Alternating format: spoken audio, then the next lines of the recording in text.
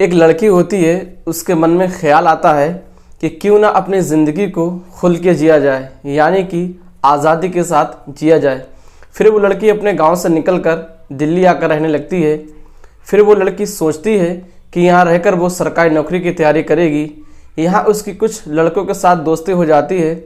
उन दोनों की दोस्ती इतनी गहरी हो जाती है कि वो लड़की खुद से ज़्यादा उस लड़के पर विश्वास करने लगती है। फिर एक दिन ऐसा आता है, वो दोनों लोग ड्रिंक पीने लगते हैं। लड़की जो होती है उससे नशा हो जाता है। फिर वो लड़का उस लड़की के साथ रेप करता है, बलात्कार करता है। उस लड़की के जिस्म के हर हिस्से को नाखून से खरोचा जाता है। उस लड़की के प्राइवेट पार्ट को जगह जगह पर खरोचा जाता है। लड़की के प्राइवेट पार्ट पर काफ़ी सारे जो होते हैं वो निशान आ जाते हैं। आदाब, नमस्कार, सत श्री अकाल। मैं मोहम्मद आरिफ। आज की जो सच्ची कहानी मैं आपको सुनाने जा रहा हूँ, ये सच्ची कहानी होती है बिहार राज्य की। यहाँ का एक छोटा सा गांव है। वहाँ की रहने वाली एक लड़की होती है जिसकी उम्र लगभग 23 साल की होती है। वह बिहार से दिल्ली आती है। सोचा शहर जाऊंगी तो अपनी ज़िंदगी जीऊंगी। देखने में खूबसूरत हूँ, सरकारी नौकरी की तैयारी करूंगी, साथ में किसी कंपनी में रिसेप्शनिस्ट बन जाऊंगी। दिल्ली के लक्ष्मी नगर में रहने लगी। कुछ लड़कियों से दोस्ती हुई। फिर उनसे दोस्ती के दौरान ही एक कॉल सेंटर में नौकरी मिल गई। यहाँ अच्छा लगने लगा, लेकिन समय के साथ पढ़ाई के लिए समय कम मिलता था तो टेंशन बढ़ने लगी। अब टेंशन बढ़ने लगी तो उसे दूर करने के लिए सहारा तलाशने लगी। अकेलापन दूर करने के लिए फेसबुक और इंस्टाग्राम पर समय बिताने लगी और दोस्ती करने लगी। उसी समय का एक दोस्त मिला जो मेरे फ़ोटो को अक्सर लाइक करता था, कमेंट करता था। मुझे लगा कि उसका प्रोफाइल देखना चाहिए। उस लड़के का प्रोफाइल देखा तो नोएडा का रहने वाला था, देखने में स्मार्ट था। फिर मैंने उसकी फ़ोटो लाइक की। इसके बाद उसने मैसेंजर पर चैट की। दोनों में दोस्ती हुई। मुझे टेंशन होने लगी। उसने समझाया कि टेंशन ना लो, कभी कभार पार्टी किया करो, तब पता चलेगा कितना सुकून है ज़िंदगी में। मैं कभी पार्टी में नहीं गई, लेकिन मन था कि अगर कोई साथ ले चले तो चलूं। कई महीने की चैट करने से उस पर भरोसा हो गया। एक दिन मौका मिल गया। एक शाम उसके साथ घूमने गई। फिर नोएडा के एक डिस्को बार गए थे।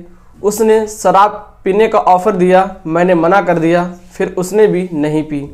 मुझे ये देखकर अच्छा लगा, उस पर और ज़्यादा भरोसा हो गया।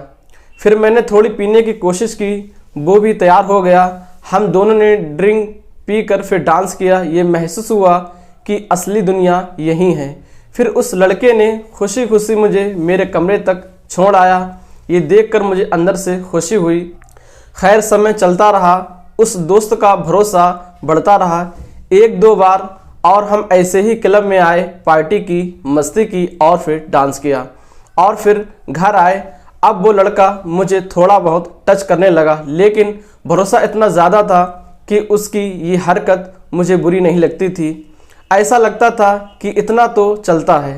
हालांकि सर्दी शुरू हो चुकी थी। उसने मुझे अपने दोस्त के साथ एक पार्टी में बुलाया। मुझे उस लड़के पर खुद से ज़्यादा भरोसा था, इसीलिए चली गई। हम दोनों ने एक साथ शराब पी। वहाँ पर कुछ और लड़कियाँ भी थीं। सब मस्त हो गए। रात हुई, मुझे नींद आने लगी थी, या कहिए मुझे नशे की वजह से बेहोशी छाने लगी थी और फिर मुझे कुछ याद नहीं रहा। उस लड़के ने अपनी हर ख्वाहिश को पूरा किया, अपनी हर तमन्ना को पूरा किया। अगले दिन दोपहर में नशा उतरा तो देखा कि मेरे कपड़े बदले हुए थे। पूरे शरीर पर अजीब दर्द हो रहा था। कई जगह पर नाखून से खरोचने के निशान थे। प्राइवेट पार्ट में दर्द हो रहा था। मुझे उस लड़के पर बहुत ज़्यादा गुस्सा आने लगा था। उस लड़के को तलाशने की कोशिश की, लेकिन वो कहीं नहीं मिला। काफ़ी तलाश के बाद एक लड़की मिली। उसकी भी हालत वैसी ही थी जैसी हालत हमारी थी।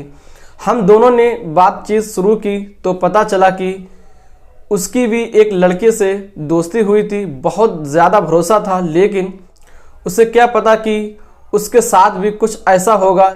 लेकिन बाद में समझ में आया कि ये कुछ लड़कों का ग्रुप है जो दूर से आने वाली लड़कियों को टारगेट करते हैं।